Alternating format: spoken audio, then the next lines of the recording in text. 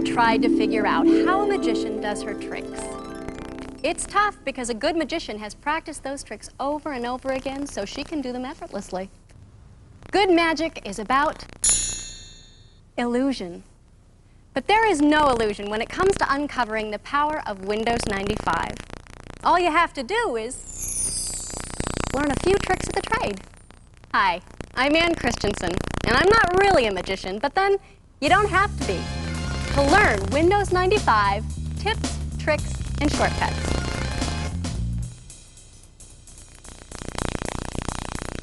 Today we're going to explore some of the tricks that you can use to make Windows 95 do what you want it to effortlessly. And who better to demonstrate the magic waiting inside Windows 95 than the software guys, Keith White and Tom Jaffe. Keith and Tom spent a combined 12 years at Microsoft as Windows product managers. They've trained the Microsoft sales force and traveled the world, lecturing to audiences of all skill levels about Windows. We've organized this tape into 6 modules that magically correspond to the chapters in the step-by-step guide we've included with your video. Now, if you're like me, you may want to take a couple of breaks, so we've put in a special trick for you. Each module is color-coded, so you can fast-forward to find the information you want to review whenever you like. And if you set your VCR counter to 0 at the beginning of the tape, you'll see the numerical location of each section in your booklet as well. Just like millions of other people do these days, Tom will be working at home, and Keith will be working in the office. If you're new to Windows 95, you may want to start by watching our Getting Started video, so you'll have a solid understanding of the major components and functions of the software. Now it's time to reach into our bag of tricks and pull out some of our magical tips, tricks, and shortcuts. First up, the Start menu and the Taskbar.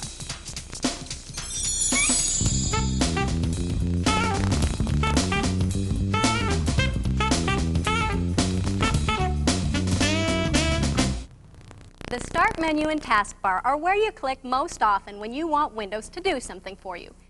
Microsoft designed these the way they think most people work. Of course, they also know that many of us like to do things our way, and they've made it easy to personalize our PCs to work best for us. So, Keith, why don't you show us a few of the tricks you have up your sleeve? The first tip we want to share is that you can get Windows to work much more efficiently if you add programs that you use most to the top of your Start menu. Now, I use Microsoft Excel all the time, so let me show you how we add the Microsoft Excel icon to the top of our Start menu. First, right-click on the taskbar and select Properties to bring up the Taskbar Properties dialog box. Now click on the Start menu Programs tab. Here, we can add programs or remove them from the Start menu. To add a program at the Start menu, we click on Add, and the dialog box asks us to type in the command line of the program we want to add. This means we need to type in the full path to the program. This can be a little tricky because you have to know where your program is located, and you have to type it in exactly right. A much easier way to find your program is by clicking on the Browse button. Let's browse for Excel. We know it is in our Microsoft Office folder, so we double-click on it. Here's the Excel folder, so we double-click on it, and here's our Excel program. Let's select it and choose Open. Notice that Windows has entered the full path to Excel in the command line box. We click on Next, and it asks us to select the folder where we want to place our shortcut. We can put it in any existing folder on the Start menu, such as the Programs folder, or we can even create a new folder by clicking on the New Folders button. Now, we want Excel to appear at the top level of the Start menu, so we'll click on the Start menu folder and choose Next. Here we can type in a descriptive name of the program like Microsoft Excel. To complete the process, click on Finish, and then press OK.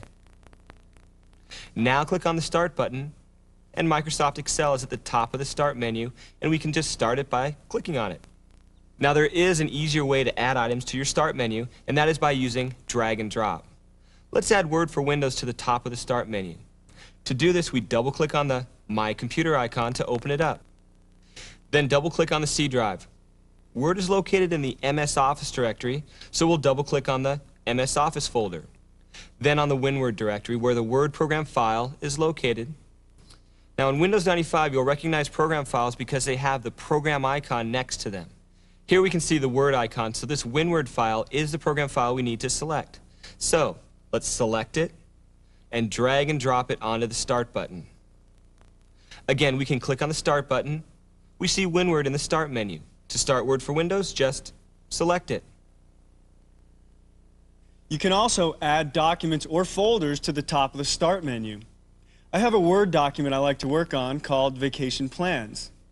I'd like to be able to find and open it with just one click of the mouse. As you can see, the Vacation Plans file is also located in the WinWord directory. To add this to the Start menu, let's simply drag and drop it on the Start button. So to open it, just click on the Start button and select it. First you see that Word starts up. Then the document is automatically opened up inside of it. Now, drag and drop makes it so easy to add programs and files to the Start menu that it might get cluttered with things you don't really need. Keith, how about showing us how to remove some of those programs?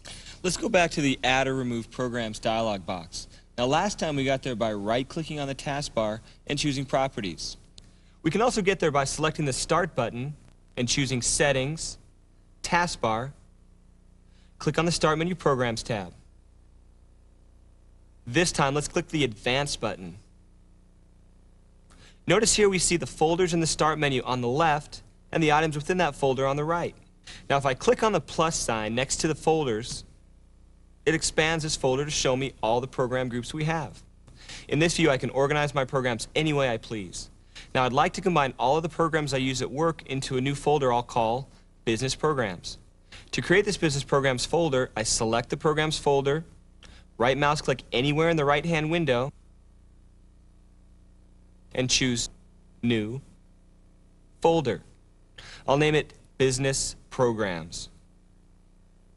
Now I can move all of my shortcuts to the programs I use most often for work into this Business Programs folder. I can select ACT from my ACT for Windows folder and drag and drop it into the Business Programs folder. This moves the ACT shortcut into my Business Programs folder. I can remove the ACT folder by right mouse clicking on it and choosing Delete. Now we can see the ACT icon in the Business Programs folder. Note that the icons we see in the dialog box are all just shortcuts or pointers to the actual programs and files on my hard drive. And you can tell they're shortcuts by the little arrow on the bottom left-hand corner of the icon. In other words, you can have several shortcuts for the same file or program in as many places as you want, such as in a program group and on top of the Start menu. This way you can have quick access to your programs from wherever you're likely to use them. That's right. For example, the calculator icon is located in the Accessories folder. Since I use it all the time, I'm going to place a copy of it onto the Start menu. To do this, I'll right mouse click on the calculator, drag and drop it on top of the Start menu folder, and release the right mouse button. Now we can choose Copy. This copies the calculator shortcut to the top of the Start menu and leaves the original in the Accessories group. Well, that's easy enough. But again, the Start menu's getting cluttered. Could you show us how to group all your favorite files together in one folder on the Start menu? That's easy too. To create a new folder on the Start menu, click on the Start folder, then right mouse click on any open space in the right-hand side and choose New, and then choose Folder. You can see that a new folder icon has appeared at the bottom of our list, and now I'll just type in a name. Let's call it Fun Stuff. And then click anywhere in the box to enter the name in the Start menu. Now when I click on the Start menu, you can see that our new folder called Fun Stuff appears in the list. That's great. So now we have a folder on the Start menu, but nothing in it. The next thing you'll want to do is add files or programs into the folder. Personally, I'm going to be spending a lot of time planning a vacation. I want to have quick access to my vacation plans document, so I'll put it in my Fun Stuff folder. I'll select it with the right mouse button, drag and drop it into my Fun Stuff folder, and choose Copy Here. Now, you can add lots of things to your Fun Stuff folder, such as shortcuts to other files on your hard drive. You can add shortcuts to locations that you want to go to quickly on the Microsoft network, Or you can even add shortcuts to home pages out on the internet. Now we'll actually show you how to do this in our Windows 95 Internet Email Faxing and More video. So basically, Fun Stuff is my own personal file folder that contains whatever I want to put in it. Exactly. And when you're done adding items to your folder, just close the Exploring the Start menu window, close the Taskbar Settings dialog box, and you'll have instant access to all of your fun stuff right here on the Start menu. As you can see, you can set up the Start menu the way you like to work. But you know what? There's even a quicker way to get to the Start menu in the Explorer view, and that is to right mouse click on the Start button and choose Explore. Notice this looks a little different since we're actually in the Explorer and we can see everything on your system. But it still works the same way as Keith showed you. Now that you have your Start menu set up the way you want, there are a couple of shortcuts we'd like to show you that let you switch to or open your programs quickly. First, if you have a lot of icons on the Start menu, you can put them in the order that you want by renaming each item with a number in front. To rename each item on the Start menu, let's right-click on the Start button and choose Explore. Now let's right-click on each of the items on our Start menu and choose Rename. Here's another tip. To quickly rename an item, just select it and press the F2 key. Now we'll add a number to the beginning of each name. The item that we want on the top of the list is Calculator. So let's put a 1 in front of it. Next is Vacation Plans. So we'll add a 2. And we'll make Microsoft Excel the third one on our list. Now that we have all of these numbered, let's launch number 1. That is the calculator. To do so, we'll press Control Escape to bring up the Start menu and press the number 1 on our keyboard. This launches the calculator without using the mouse. That's definitely a good way to organize and start your programs, but an even easier and faster way to get to the programs you use most often is to assign a shortcut key. Then, by entering those shortcut keys, it will either start your program or, if it's already running, Windows will bring it to the foreground. Let's create a shortcut key for Microsoft Word. Let's right mouse click on the Start button and choose Explore. Now, right click on the WinWord icon and choose Properties. Now choose the Shortcuts tab. Here we see all of the information about this shortcut, such as the file it opens when we select the shortcut icon. But most important, here's the shortcut key entry. Now shortcut keys typically include Control plus Alt plus another key that you assign. Let's use Control Alt plus the letter W, so we'll type a W here for Microsoft Word. To launch Word, we don't have to select the Start button at all. Just press Control Alt W and Word starts. Wow. These are some really great tips and tricks you can use with the Start menu. Now, how about some tips or tricks for making the taskbar easier to use? Sure. We have some useful tips and tricks for the taskbar. To start, let's review a couple of tips we showed you in our Getting Started video. We can move the taskbar to any side of the desktop we want, depending on how we like to work. To do this, click on any open space on the taskbar and drag and drop it to where you'd like it to go. It can be on the side, on the top, or back to the bottom. We can also increase the size of the taskbar so that we can see more of the buttons. To do this, simply place the mouse pointer on the edge of the taskbar until it turns into a two-headed arrow. Then, hold down the mouse button and drag it in or out.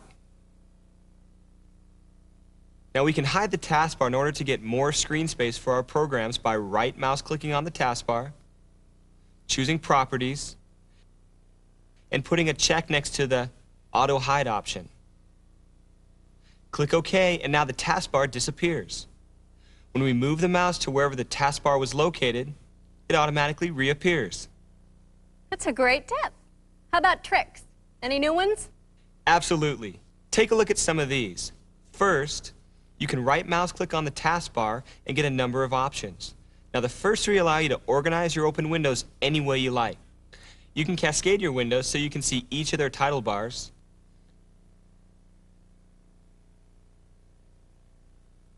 You can tile them horizontally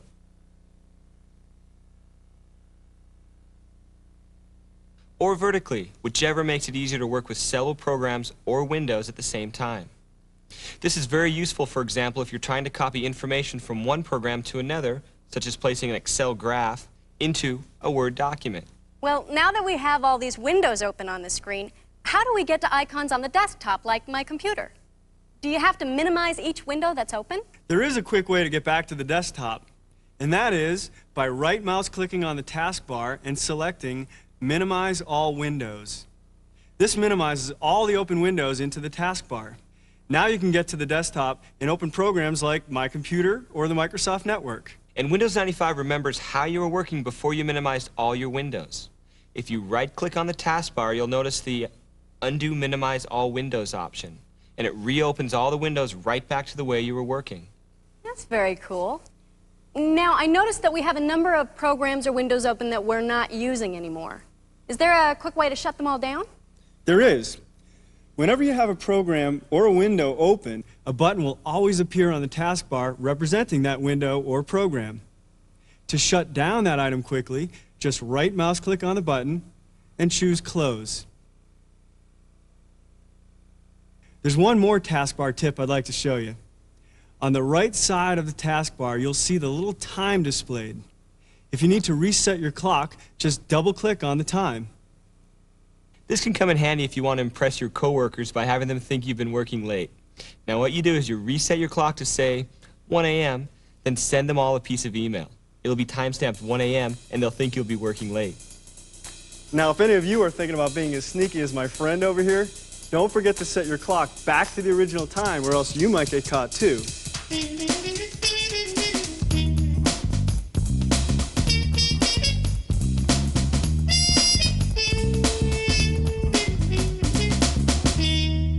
If you're like me, the reason you'd use a new operating system in the first place is to make life easier and do things faster. So, software guys, it's time to show us some tips to make working with the desktop easier and faster.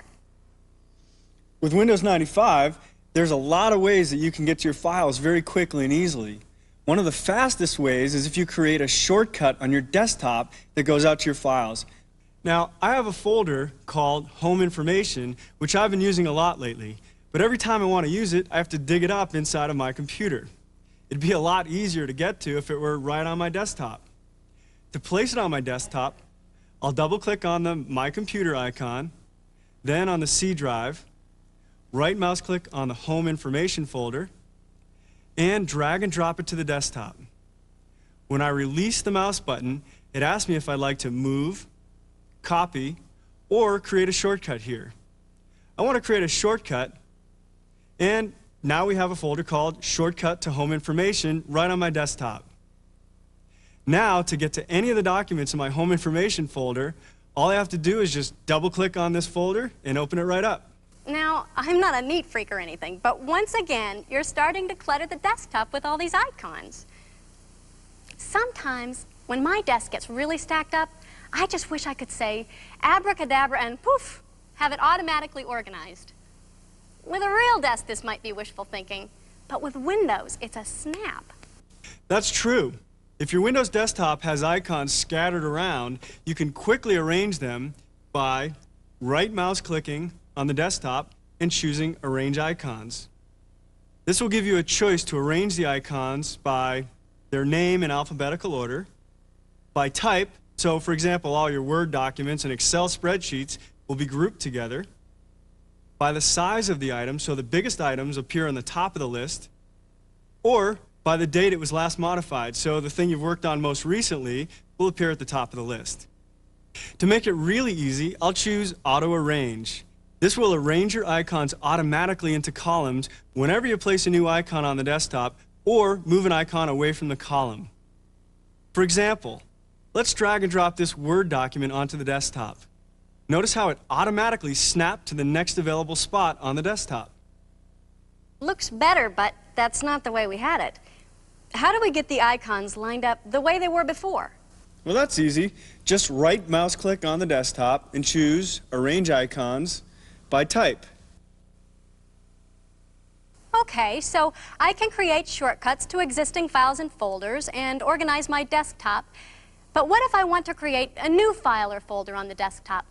Can I do that? That's what the New option is for on the shortcut menu. Now, you'll find the same shortcut menu option throughout Windows 95.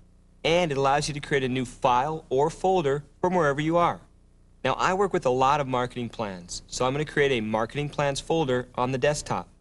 To do this, I simply right mouse click on the desktop, choose New, then Folder. Now I can type in the name, Marketing Plans. And I've just created a new folder on the desktop. Now I can drag all of my marketing documents into this folder. This brings up a couple of good points about Windows 95. First is that Windows 95 is designed to let you focus more on the information you're working on rather than on what program or tool that you're using to create it with. Second, Windows 95 makes it much easier to organize your information so that you can find it faster. For example, we can place folders inside of other folders on the desktop, which gives you a lot of flexibility to organize your projects in a way that makes sense for you. Just like you do with your file cabinet. For example, you'd have drawers, section dividers, folders, and then finally you'd put your documents in there. Well, can you give us an example of how Windows lets you focus more on your information rather than the tool you're using? Sure. Let's say I wanted to create an itinerary for my vacation plans. To do this, I simply right mouse click on the desktop and choose New. Here we see a list of the tools I can use for this task.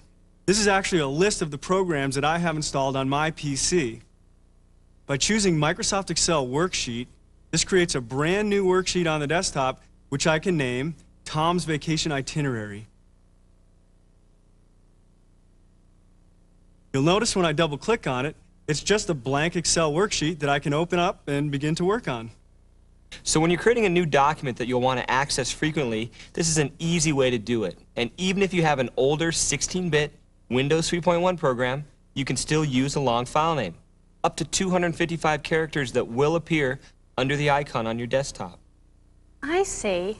So having all your programs available in the new list means you don't have to hunt around looking for the right tool.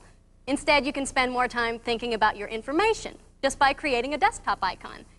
And creating a desktop icon lets you add Windows 95 functionality into your older programs. But when you're finished with an icon, how do you delete it from your desktop? There are 3 ways to delete an icon from your desktop. First, you can click on the icon and press the delete key. Second, you can right-click on it and choose Delete. And third, you can just drag and drop it into the recycle bin. Whenever you accidentally delete a shortcut or item from the desktop, you can always right-mouse click on the desktop and choose Undo to undo what you just did. For example, let's retrieve our marketing plans folder from the recycle bin. Notice when I right-click on the desktop, there's an Undo Delete option. When I select it, the folder comes right back to the desktop. Now, the undo command will also undo other actions you may have taken, such as renaming an icon, and it will even remember the previous actions and undo them as well. You also mentioned that we could put folders inside of other folders. Can you show us how to do that? I'll take this one.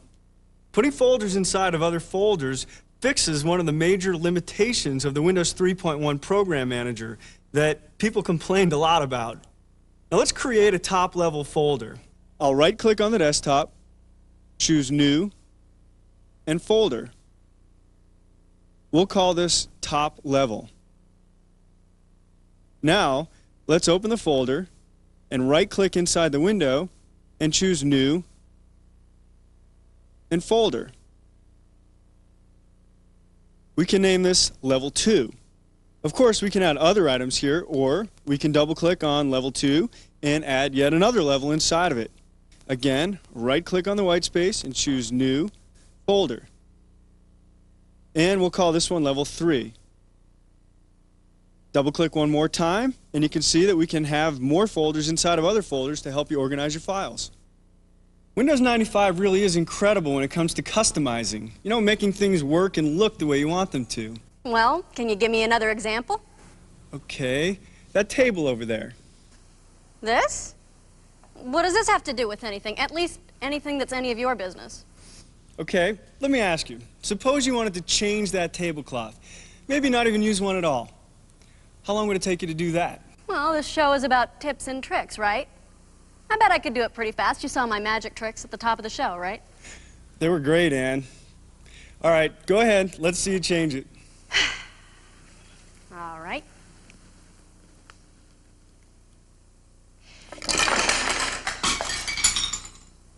Impressive. Guess my magic doesn't always work. Well, let's just say it's not as reliable as Windows 95. Let me show you the kind of magic that is available in Windows 95 to redecorate your tabletop, or we'll call it the desktop, when you're tired of looking at the same old thing. The easiest way to redecorate your desktop is to right-mouse click on the desktop and choose Properties. This brings up the Display Properties dialog box. From here, we can change the wallpaper or the background to one of the patterns that comes with Windows, or we can choose one of our own, like the Software Guys logo. Wow, that's cool. I have some pictures that would be great to show on my PC. So if I scan them in, how would I add them to my list of wallpapers? You can have any picture as your wallpaper as long as it's in a bitmap or BMP file format. Let's right-mouse click on the desktop and choose Properties. See this Browse button? This allows you to browse your hard drive to select the BMP file you want. I have the softwareguys.bmp file located here on my hard drive. It's in the Keith's Personal Stuff folder. Once I select it and choose OK, it becomes my wallpaper. So to answer your question, if you place your bitmap files into your Windows directory, they will appear in the wallpaper list. Well, what do you know? Well, now that we're improving the appearance, sometimes the fonts on the menus are hard to see. Is there a way to increase the size of the letters so nearsighted people like me can read it? You can customize just about anything on the desktop, including colors and fonts. To do this, in the Display Properties dialog box, click the Appearance tab. Windows 95 has set up a number of predefined schemes that include coordinated colors and fonts, so you can go through this list and choose the scheme that you like best. Let's choose Rose Large and see how the desktop changes. Or you can create your own scheme by clicking on the item that you want to change, such as the menu. Notice below, it gives you a list of all the options that you can change for that item, such as the color, the font, and the size. To make the fonts larger in the menus, for example, select Menu in the item list box, and then choose a larger size, say 24 point. That ought to make it easy to read. Notice you can go through each item and customize it to meet your needs. And the display above shows you how your new scheme will look. The last tip we have for the desktop is in the Display Properties dialog box under the Settings tab. If you have a video card that supports 256 colors and resolutions higher than 640 by 480, you can increase or decrease the resolution without having to reboot your machine. What do you mean by resolution? Oh, the resolution number corresponds to the number of pixels, or the little dots, that make up the picture on your screen. Typically, most computers are set to 640 by 480 pixels, but many video cards can display at 800 by 600 pixels, or even at 1024 by 768. This comes in handy if you're having trouble seeing something like this chart. Now in my current screen resolution, it appears too big and I can't really see the whole thing without scrolling up and down through it. Now to see it all at once, we can change the resolution to a higher resolution. Now, the screen resolution is 640 by 480. If we move the slider to the right, the pixel count increases to 800 by 600. Notice the window above shows you how the items will appear. When you click Apply, you get a dialog box that says the screen will go away and reappear in its new size. No rebooting is necessary. To go back to the original size, it will do so automatically in 15 seconds, or press Yes to keep the new setting. Notice now we can see the entire chart. No scrolling is necessary. That's pretty clever. If you don't like the new screen resolution, you can just switch back to your original settings automatically. Might be pretty hard to do with a tablecloth trick. The software guys will be right back after they clean up this mess with their tips and tricks about my computer and the network neighborhood.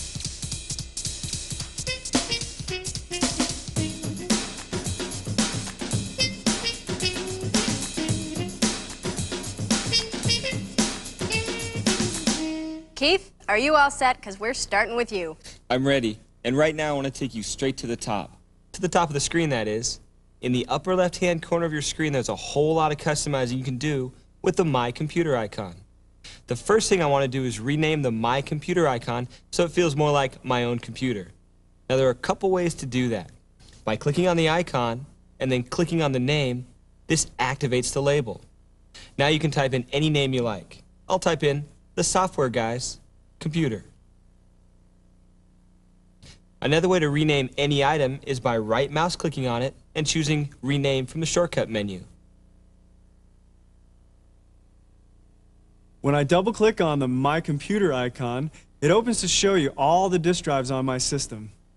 This includes floppy drives, hard drives, CD-ROM drives, and any network drives that we're connected to. When you double-click on one of these disk drives, like the C drive, it brings up a new window that shows you the folders or directories and the files that are in that drive.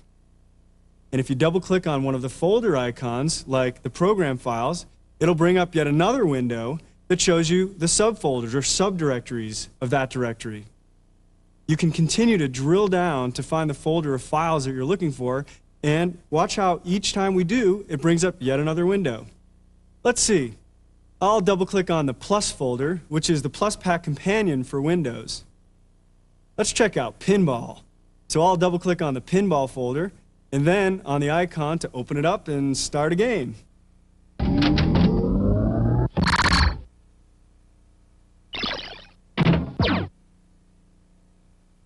One thing I don't like about my computer is that it opens so many windows when I'm looking for a file. Is there an easy way to close all these windows or not have them at all? Tom? Tom? Why don't I answer that? It looks like Tom's a little preoccupied over there. The easiest way to close all the windows is by holding down the Shift key and selecting the Close button in the last window that was open. This will close all the windows that you opened to get to that window. As we just showed, to get to the Pinball folder, we had to double-click on the C drive, and then on the Program Files folder, then on the Plus folder, then on the Pinball folder. So to close down all these windows, simply hold down the Shift key and click on the X in the Pinball window, which was the last one that we opened. Excuse me, guys. I'm back. You know, there is a way that you can avoid having all these windows open. Instead, when you double-click on a folder, it could use the same window to display the contents of each successive folder. To set this up, go to the View menu and choose Options. Now, under the Folder tab, select the option that says Browse Folders by using a single window, and choose OK. Now, when we double-click on My Computer, then on the C drive, and then continue drilling down to our pinball file, you'll notice that all the layers of folders stay inside of one window. Okay. But how do you go backwards through those windows to get back to the My Computer view? Good question. There are two ways to go backwards through your folders. The first way is press the backspace key. For the second way, you need to have the toolbar displayed, so click on the View menu and select Toolbar. Now we'll see a folder with an arrow, and if we hold the mouse pointer over it, the tooltip says up one level. By clicking it, it moves us back through the level of folders that we just came. One tip I recommend to everyone is to put the My Computer icon onto the Start menu. This way, you can always open up My Computer quickly, even if you have other windows covering the desktop. To do this, just drag and drop the My Computer icon onto the Start button, and as you can see, it appears on the top of the Start menu. That makes sense. Do you have any more tips for My Computer? In fact, we do. My Computer will display the total size of your hard drive and how much free space is available in megabytes. The easiest way to see this information is in the Details view. So, select View, then Details from the menu, and we can see the total size and free space for each of our drives. If you prefer another view, such as Large Icons, you can display your disk information by right mouse clicking on the hard drive and choosing Properties. This will show you a diagram of the amount of free space and used space on your system. This information is also available for your folders. One thing that I like to know is how much disk space my various folders are taking up. Let's check out the Windows directory. So, I'll double-click on the C drive and right-mouse click on the Windows folder and choose Properties.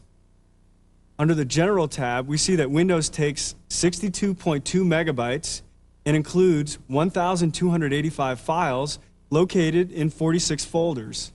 Wow, Windows has a lot of files. Now, I work with a lot of files too. I move them around, I open them up, I view their contents, I print them out, and then I close them down again. Can you give me some tips on how I can work faster with my files? There are a number of ways to work faster with your files. The first is through the Send To option. Now, Send To allows you to quickly send a file or folder to another place, such as a floppy disk or your fax program. A quick way to copy a file to a floppy disk is to right-mouse click on the file and choose Send To. Notice this brings up a list of places I can send this file to. If I then choose the floppy drive, it copies the file to my floppy disk. As Keith mentioned, Windows already has a number of items in the Send To list, but you can add other items to the Send To list, such as a printer, a network drive, or even another program like Notepad. To add a printer to the Send To list, click on the Start button and choose Run. Now type in Send To with no spaces. This brings up your Send To folder. To add our printer to the list, I'll click on the Start button, choose Settings, and Printers, and our Printers folder comes up. Here we can right-mouse click on the printer that we want to add to the Send To menu, and in our case, we're going to add our QMS printer. So click on it and drag and drop it into the Send To folder. Let's choose Create a Shortcut, and our printer is added to the Send To list. Now, to quickly print out a file, we can right-mouse click on the document, choose Send To, and the shortcut to our QMS printer is right here, so just click on it. Windows 95 automatically opens the right program, loads the file that you're going to print, prints it out, and then closes the file and the program back down. Wow, those are some great tips for working with my computer. But I also use Windows 95 at the office, where all of the PCs are connected with a network. Can you show me some quick tips for working with a network? When you're working on a computer that's connected to a network, there are a lot of times when you'll want to connect to other computers that are on that network to access information that may be on their hard drives or a CD-ROM drive. Or maybe you want to just use their printer. The network neighborhood provides the easiest way to browse and access these files and printers that are on your network. When you double-click to open the network neighborhood, it shows you the other computers that are in your work group. But you can view the rest of the computers on your network by double-clicking on the entire network icon here. Can we personalize the network neighborhood like we did earlier with the My Computer icon? Can we personalize it? Sure we can. Why don't we rename it to WinStruct's network? Click on the network neighborhood and press the F2 key to rename it by typing in WinStruct's network. Let's take a look at the network neighborhood. When you double-click on the network neighborhood icon, it shows you all of the other computers in your work group. Now, if there are computers on your network that you access all the time, you can create shortcuts to them inside of the network neighborhood. To do this, find the computer you'd like to have access to,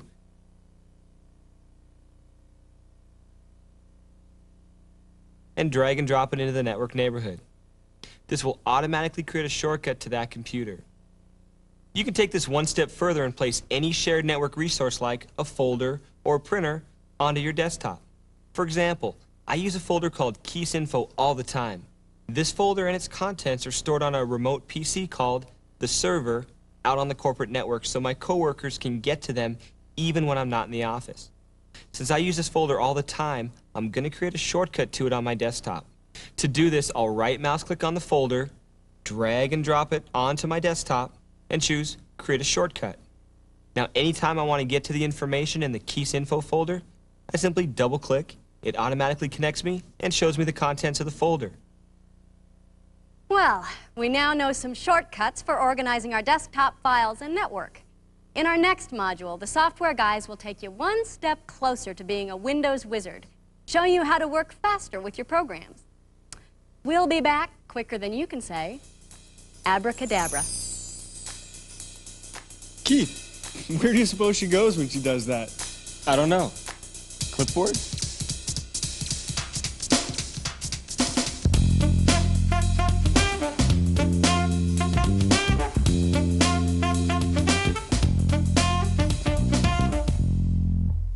And now let's see what other tricks we can pull out for you so you can work faster with your applications. One fast way to get going is with the Run command.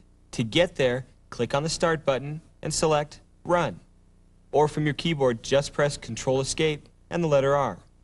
Either way, up pops the Run command dialog box asking for the name of the program, folder, or document you want to run.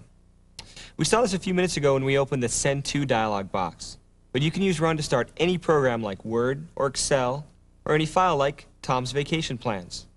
To open a program like WordPad, just type in the name, WordPad, and the Run command launches the program.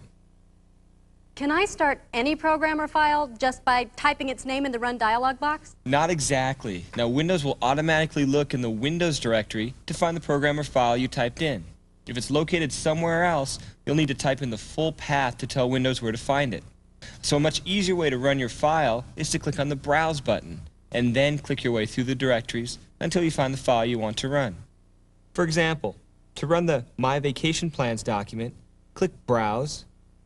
Now you need to click on the Files of Type option and choose the All Files, then double-click on My Computer, then the C drive, the Home Information, then Vacation Plans, and say OK. But what if you can't find the file you want to run from the Browse button? If you're not sure where a document is located, the fastest way to find it is by using the Find tool on the Start menu. Run also provides an easy way to view the contents of a floppy disk. Just type in the name of the floppy drive, usually ;/, and up pops the contents of the floppy disk. Even better, if you're on a network, Run can help you find a server on the network.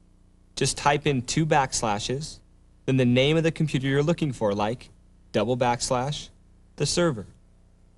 Run will automatically connect you to that server, and it'll display all the shared resources on that computer that Run connected you to. To open a file like Tom's Vacation Plans document, just double-click on it. So the document that's open on your PC is actually located on Tom's PC that you're connected to over the network. That's right. Then how do you save the document onto your own PC? To save the document, just choose File, Save As. Since we're using a 32-bit version of Word, we see the new Windows 95 Save As dialog box. So click on the drop-down menu and select the C drive. Now, a big enhancement here is that you can create a new folder from inside of the Save As dialog box by clicking on the Create New Folder icon.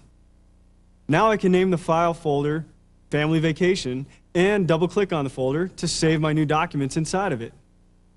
Remember, this only works with the new 32-bit Windows 95 programs, not with the older 16-bit Windows 3.1 based programs.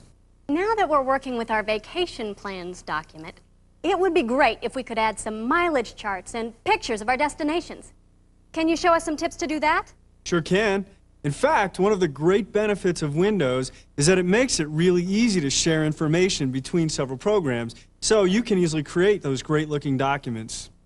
Take this mileage chart I have in Excel. I want to move it to my vacation plans document. To do this with older version of Windows, I'd have to go through a lot of steps to open and close documents and copy and paste information. But with Windows 95, we can move the information with just one click of the mouse. Let's take a look.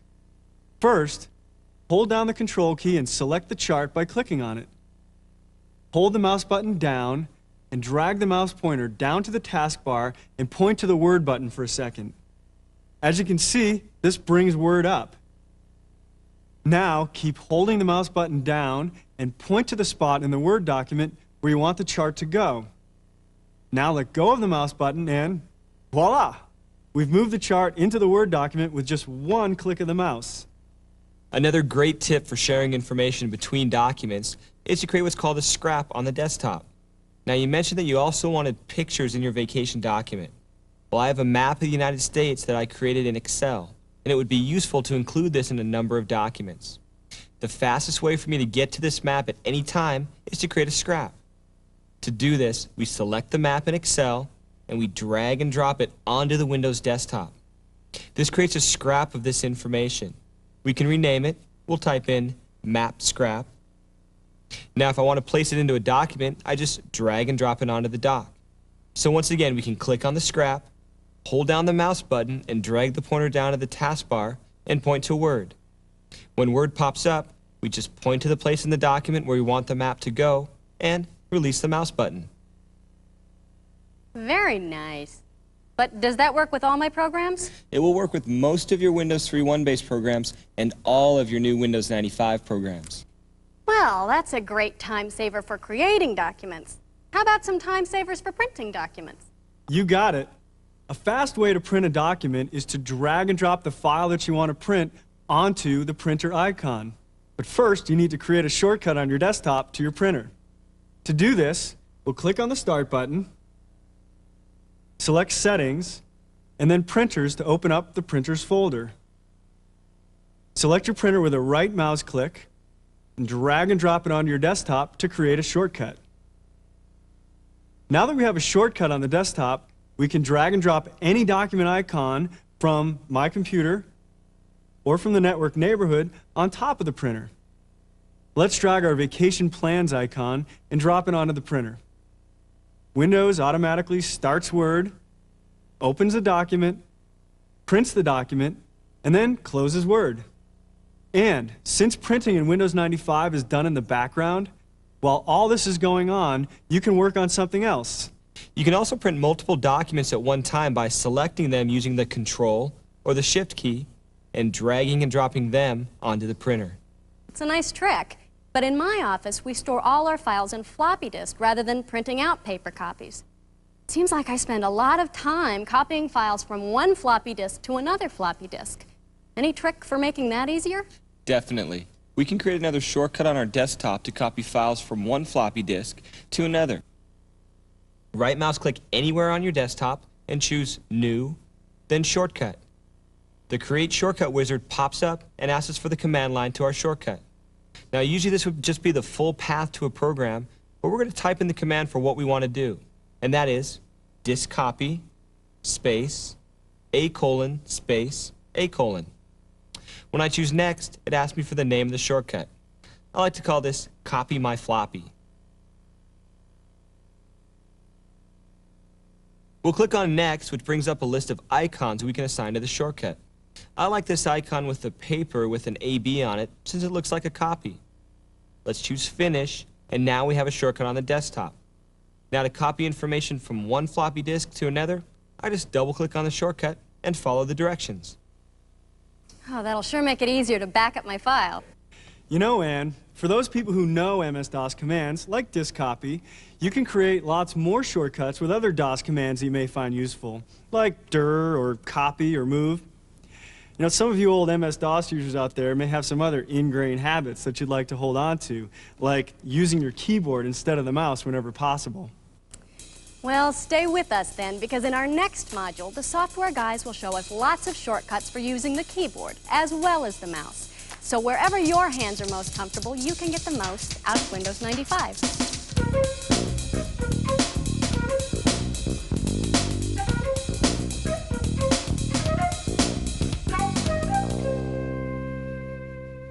We're back, and in this section, you're going to get well acquainted with what Windows 95 can do for your mouse and keyboard. Let's start with that hard-working little mouse. Excuse me. That's better. You've already seen how much you can accomplish using the right mouse button, and there's plenty more where that came from. Windows has a few fun features that help you enjoy the time you spend with your PC. One is that you can easily change the mouse pointers from arrows to hands or horses, or to my favorite, animated cursors. You can change these very easily through the mouse icon in the control panel. Click on the Start button, choose Settings, Control Panel, double-click on the mouse icon, and select the Pointers tab. Now, Windows 95 has designed a number of schemes for you to use. When you select one of these schemes, Windows changes each of the different pointers. So let's select the animated hourglasses and notice all the cursors change. Now, when your computer is busy working on something, you can watch the hourglass flip over. I've heard that with Windows 95, you can customize the mouse for people with physical disabilities. How's that work? You can customize your system using the Accessibilities option icon in the control panel. Click on the Start button, choose Settings, and Control Panel. The Accessibility options is here at the top. Let's double-click on it to open it up.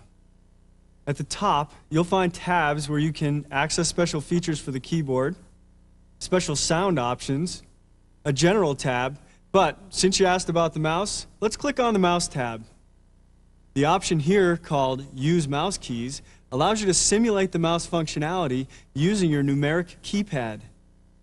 By choosing Settings, you can set the speed for how fast the mouse moves, and when you click on Apply, this little mouse icon appears at the right side of your taskbar.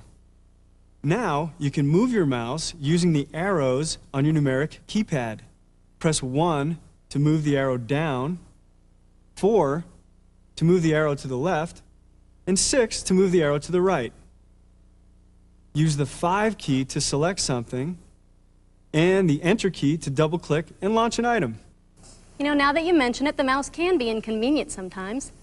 Have any other keyboard tips I can use? Are we talking about a regular keyboard or the Microsoft Natural keyboard? Let's start with regular and work our way up. Okay, there are a lot of fun, quick tips you might not know about on your keyboard, like this one. If you hold down the Control and the Escape key at the same time, it opens up the Start menu. Now, by entering the first letter of an item, Windows 95 automatically launches that program or opens that menu item. If I press the letter D, it opens my Documents menu. If some items have the same first letter like Microsoft Excel, Microsoft Word, and My Computer, Windows 95 will cycle you through them by pressing the letter, in this case M, and then you need to press Enter to launch the program. When you have some programs open, there are a couple of keyboard shortcuts that you can use to switch quickly between them. First, there's the Alt-Tab combination. When you have more than one application running, hold down the Alt key, and then press the Tab key, and this will pop up a dialog box listing all the programs that you have open. Continue holding the Alt key, and then tap the Tab key, and it will cycle you through all of your open programs. When you get to the one that you want to switch to, just let go of the Alt and the Tab keys, and it brings it right up. You can also rotate through the open programs and applications on the taskbar by holding down the Alt key and then pressing the Escape key.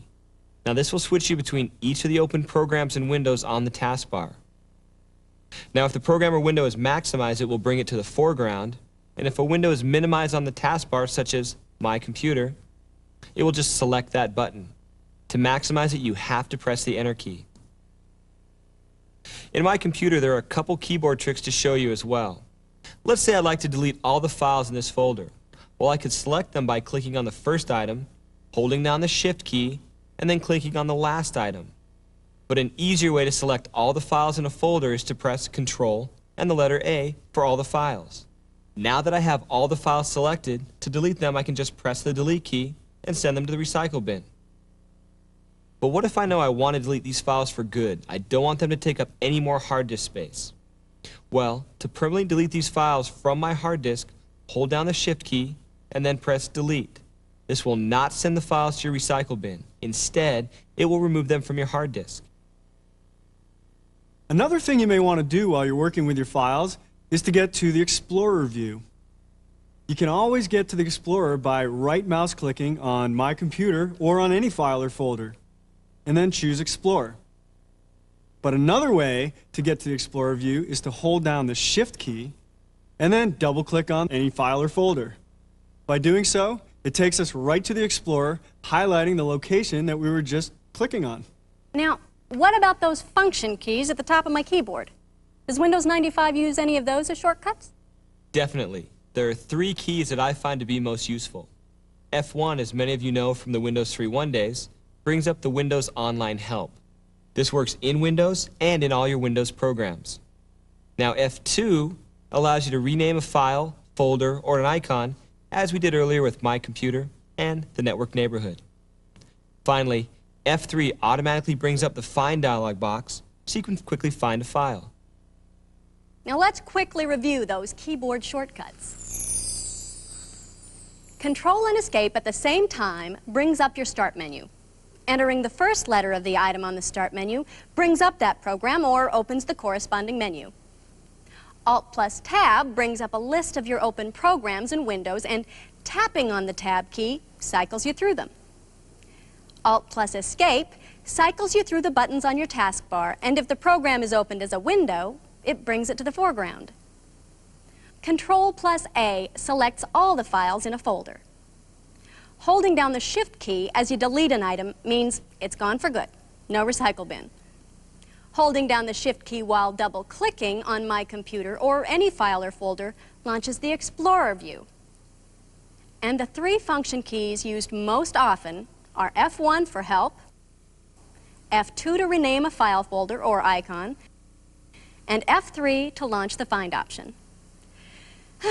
That's a lot of information, but remember, we outline all of these keyboard shortcuts in the quick reference guide that came with your video. Wait, we almost forgot about my favorite keyboard, the Microsoft Natural keyboard, and how it works with Windows 95. If you have a Microsoft Natural keyboard, you'll notice there are a couple of keys available on it specifically for Windows 95. The key that has the Windows flag symbol on it brings up the Start menu automatically. The key with the picture of the menu on it is the same thing as a right mouse click. Using the Windows 95 flag, you can quickly do a number of tasks. For example, to get to the Run dialog box, press the Windows flag and press R. To minimize all the windows that are open on the desktop, hold down the Windows flag and then the letter M. And to undo the Minimize All so your desktop looks the same as before, press the Shift key, then the Windows flag, and then the letter M.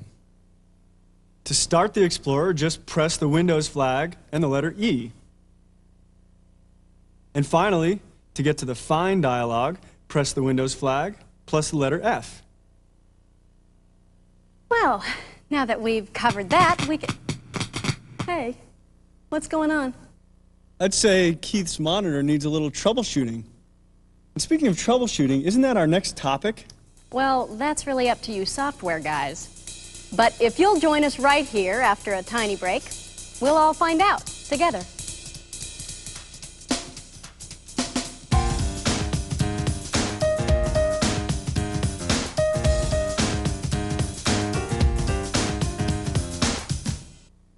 Welcome back.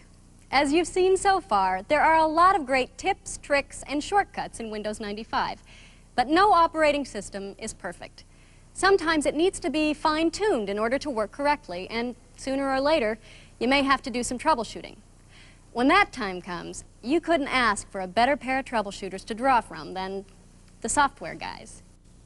We could take the time to take you through all the specific problems you may run into, but that would get pretty boring pretty fast. Instead, we're going to show you a methodology for troubleshooting so you'll know how to approach a problem if you run into one. The troubleshooting methodology we're going to lay out for you is a 5-step process. Figure out which part of the computer is giving you problems. Make sure all the wires are connected and the right software drivers are installed. Look in the online help troubleshooting section for advice on your problem.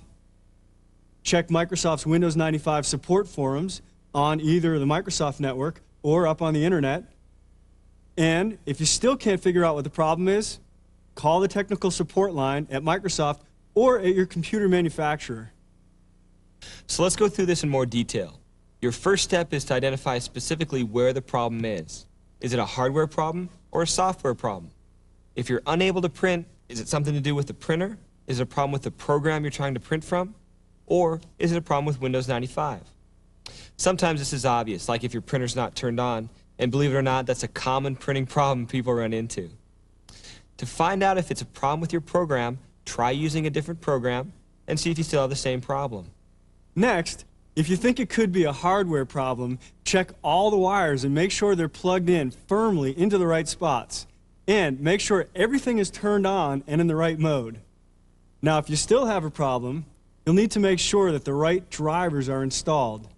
A driver is a piece of software that Windows needs in order to communicate with each piece of hardware that's connected to your PC. So, for example, if you have an XYZ brand piece of hardware, you'll need to have an XYZ brand software driver. sometimes a driver has a known problem, and the company that makes this will create a new version that you'll need to install. Now, you can usually find the new driver by connecting to that company's internet site, or if you don't have a modem, you can call their technical support line and ask them to send you a disk. Another easy way to check to see if you have a hardware problem is in the System Properties dialog box under the Device Manager tab. To get there, right-mouse click on My Computer and choose Properties. Then choose the Device Manager tab. This will show you all the items connected to your system. If an item has a yellow exclamation point or a red X through it, you should select it and choose Properties. This will give you a message of what exactly is wrong with that specific device. First of all, let me just say that if you have any trouble with Windows 95, the online help has been really improved. Just press F1 in any dialog box and help will instantly appear on that topic. Or click the Start button and choose Help. Choose the Contents tab, and then either double-click on Troubleshooting from the list, or click once on Troubleshooting and choose Open. Here we see a list of the problems that you may have. So if we double-click on If you have trouble printing, notice that a box pops up that will step you through troubleshooting your problem. If the online help doesn't solve your problem, the next step is to connect to the Microsoft network and look in the Windows 95 support forum. Here you'll find something called the Knowledge Base. This is a database of articles that describe how to solve specific problems. You just type in the topic you'd like to search on, such as Windows 95 printing, and all the articles that have been written on that topic will appear. Just double-click on the article that sounds like your problem and read the steps. If all else fails, you should give the Product Support Center a call. These experts will be able to walk you through the steps to solve your problem. Now, if you've purchased a new computer with Windows 95 installed on it, you'll need to contact the computer manufacturer, not Microsoft, for support. This may come in handy someday, so you can solve your own problems and avoid the wait or cost of calling technical support. So let's review the 5-step process. Figure out which part of the computer is giving you problems. Make sure all the wires are connected and the right software drivers are installed. Look in the online help troubleshooting section for advice on checking your problem. Check Microsoft Windows 95 support forum on the Microsoft network or on the internet. If you still can't figure out what the problem is, call the technical support line at Microsoft or your computer manufacturer. Remember, the answers to your questions are only the push of a rewind button away. Be sure to look for our other videos in this series, Learn Windows 95 Getting Started, and Internet, Email, Faxing, and more. Until next time, This is Tom Jaffe. And Keith White. and I'm Ann Christensen, wishing you the very best, the magic that's waiting for you in Windows 95.